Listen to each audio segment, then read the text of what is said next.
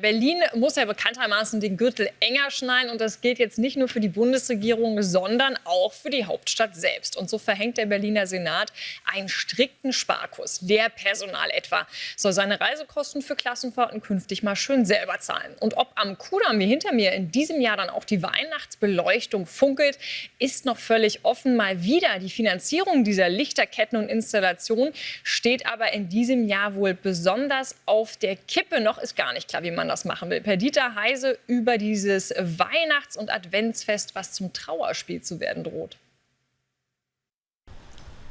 Schneekugeln und anheimelnde Weihnachtsbeleuchtung am Berliner Kurfürstendamm und Tauentzien. In diesem Jahr aber sieht es düster aus für das festliche Lichtermeer. Der Grund, es fehlt schlichtweg das Geld dazu. Weihnachtstristesse statt Lichterglanz für die Berliner unvorstellbar. Um Gottes Willen, bloß nicht. Es wäre ganz schrecklich, denn ich finde, der Kudamm ist so ein Aushängeschild für Berlin. Der Aufwand ist nicht gerade gering, ne? Allein wenn man tagelang da die Bändchen anknüpfen muss, aber lohnt sich. Wir gehen im Winter immer extra raus, hier spazieren, weil es immer sehr, sehr schön ist. Die gut 4 Kilometer lange Beleuchtung des Boulevards kostet rund 500.000 €.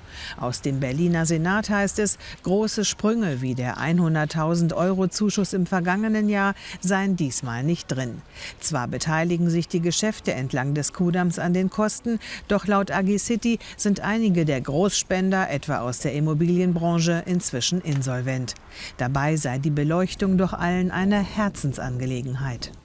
Aus meiner Sicht verliert die Stadt unendlich viel.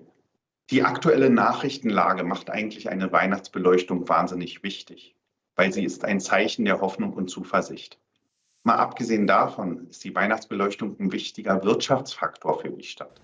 Einzelhandel, Hotellerie und Gastronomie würden von dem Weihnachtstourismus profitieren. Die Einnahmen aus Bettensteuer und Mehrwertsteuer lägen deutlich höher als die Kosten.